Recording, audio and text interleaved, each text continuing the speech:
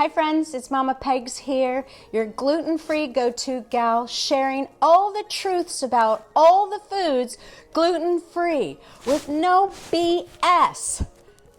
Today, I'm going to be sharing with you pizza, because there's a huge debate that all gluten-free pizza crusts stink. They taste terrible, there's no flavor, nothing real. Well, I have a huge surprise for you, because last summer I discovered this incredible company out of Boulder, Colorado, and it is called Italia. See this flat-shaped pizza? See the picture, how it puffs up and it looks really great? It doesn't, and I'm gonna show you today by making a pizza using this crust, all right? However, I wanna share with you, there's still some really good pizza crust. This naked pizza crust from Capello's is made of almonds and it's delicious tasting. I like naked pizza crust. You'll get the feeling here because I like to create toppings for me and for Tim and for whoever else is enjoying them. Now, if you're really plant-based and you want something else as a little change, these cauliflower pizza crusts are great, but they have a lot of ingredients. So again, I'm all about the benefit and the ingredients that I'm choosing to enjoy when I eat. So the other thing is that let's say you're having a pizza party and you can't find a gluten-free pizza crust. I love making pizza toasts, using toast and just putting toppings on it. There's a pita bread that you can open up and make it as a pizza. And last but not least, this is what we used to use before there was any kind of good pizza that was gluten-free, are your just regular rice flour, but not wheat flour, tortilla. You can also make pizza on this. So let's get cooking. What are my favorite things that I like to have? How do I like my pizza? Well, if you don't have damn good gluten-free already, there is an entire 2 pages on a pizza party and all the toppings and all the different things that I love to put on it. Now my husband, Tim, he's a purist. He loves his red sauce, which we love our Evie's Garden. It's a homemade one, found in the book as well. Or you can get pizza sauces right at your grocery store. You can also get what he loves, which is pepperonis. There's turkey pepperonis and all beef, uncured, better for you.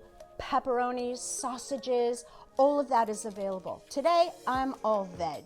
And I'm also using my homemade pesto sauce because that's what I love. And that's what I'm showing you today, in addition to all these toppings, and as I'll show and tell as we go. So, you take this off, and then what you wanna do, you wanna work quickly with this pizza dough, all right? And so you wanna take the corners, because I have an air-rated pizza. Look at how much we love pizza, you guys. A pizza pan, and I'm just gonna cut these corners off so it fits nicely.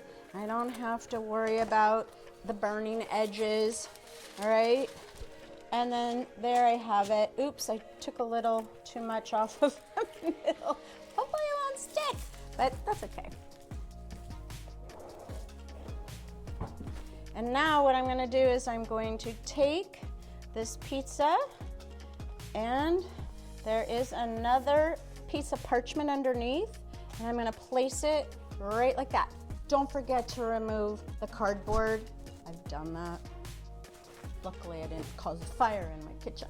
So now what I'm gonna do is I'm gonna go ahead and par cook this pizza dough at 450 degrees. My oven is heating. I'm going to go ahead and smear this beautiful pesto on it. Again, if you prefer a marinara sauce, go for it, okay? And I'm kind of a light pizza sauce kind of girl, but a lot of people I know really enjoy a lot of sauce. You get to do you. That's the fun about having a naked pizza crust and having a pizza party, that you get to create what you like on your pizza and then really get beautiful ingredients that really nourish your body. So, all right, this is looking really good. I'm gonna go ahead and take this and add it into my preheated oven for about 7-8 minutes. Okay, so I'm gonna add some olive oil into my pan. Plenty, because the things that I'm adding to my pan are thirsty, like the mushrooms and the eggplant. They're thirsty vegetables that soak up the oil, so you don't want to be bashful. And I'm just going to go ahead and place them all so everybody has a nice browning, a spot to brown. I'm going to add the eggplant. These baby eggplants, you don't have to peel them. So that's another thing I love about them. And then I also have some zucchini. So there's light green zucchini, dark green zucchini. This is instead of me having sausages or pepperoni. I look at these as my pepperonis. And so while that first bit is cooking, we're just gonna cook this up. And I'm gonna go ahead and add a little bit of salt on my veggies. This is Celtic sea salt, my favorite sea salt to use. And if it looks dry, I'm not opposed to just adding a little more olive oil over the veggies while they cook. So the mushrooms, the eggplant, the zucchini, when they start to get fragrant, you kind of check them out and make sure that they're nice and getting nice and brown. I'm going to show you here as I flip some of them, because when you put them on the pizza halfway through, it's so nice because you're actually biting into a nice chewy vegetable, not something that's hard. So here you can kind of see what I mean with, see how nice they're getting, nice and brown. The mushrooms are getting nice and brown, crispy. Oh my God, I love them. If you guys don't add mushrooms to your pizza, I highly recommend it. Get lion's mane. Really zhuzh up that pizza, you guys. You know, oyster mushrooms, all of that. And, you know, we're almost out of season with this eggplant. I happened to find it at the farmer's market. It must have been a couple stragglers on the vine that they put out, and I was so happy I did find them. So, okay. These are looking really good. Again, they're very thirsty, which means, when I say that, it means that they soak up a lot of the olive oil, especially eggplants and mushrooms. So I'll continue to just add a little bit to them so they're softening. All right.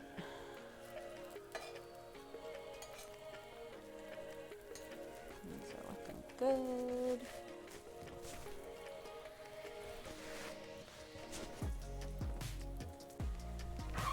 Who's ready for the best looking pizza crust ever? Look at this, it's like Italian, true Italian pizza crust. So now we're gonna put our toppings on it. But look, oh God, you guys, look at how it is rising and all bubbly and good. Oh my gosh, so excited to share this with you. Okay, so now I'm gonna go ahead and add my cheese. A little bit of cheese. I'm not like a huge cheese person here, but just a little bit. I have a truffle cheese and a pecorino romano. And then I've got some onions I'm gonna add. Now, if I had some olives here, I totally forgot, you guys. I love olives. And there's so many other things. You can add artichokes and anchovies and, oh gosh, sausages. There's so many wonderful toppings to have fun. I know some people like to add spinach or arugula to their pizza. Holy moly. Okay, so now I'm gonna just take all my little veggies and just place them around. They're like my little pepperonis.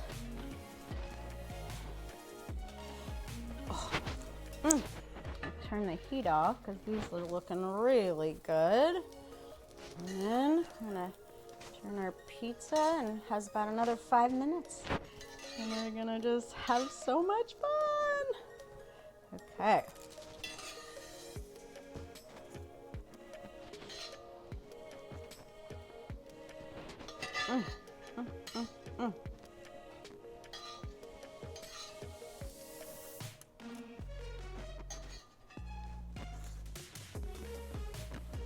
All right, we got that. 2 more toppings. I'm gonna add some fresh pecorino romano on the top. I'm gonna add some chili pepper flakes for a nice little added heat addition here. And in she goes for another about 5 minutes. There are so many gluten-free companies and manufacturers today that are making really superior gluten-free products that have benefit, that taste good, that we can feel good about giving and sharing it with our family and friends. So companies like Italia that's made this pizza dough, that also makes the boule that I share with you in the bread video of really some damn good breads that we as a family love, that you can feel really good about. So I'm so excited to dig into this pizza, people. Make sure you have a good pizza cutter. So it's really nice to let the pizza just kind of set and settle in so that when we go to cut it, all the things aren't gonna fall off.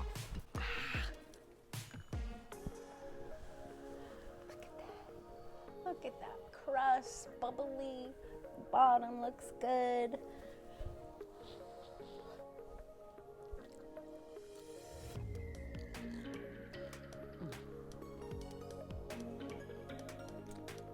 You're all in Italy with me right now, because that's what this pizza tastes like. It is so delicious. So this full recipe is on currygirlskitchen.com. I'm just gonna sit here and eat this, but that's kind of rude. So I'll eat it in a minute. For this full recipe, you can go to currygirlskitchen.com. You can also find it in Damn Good Gluten-Free, the cookbook. And now you can watch all these recipes that I'm creating for you, that Megan and I've created in years past, all on YouTube. There's beautiful, delicious recipes for you. And if we're not friends, follow us along on our Instagram and Facebook and TikTok and what else? Instagram, Facebook, YouTube, Pinterest. Don't forget Pinterest and TikTok. And of course, our wonderful, very robust currygirlskitchen.com, where there's so many ways that we support you in your gluten-free journey. So thank you, you guys, for watching.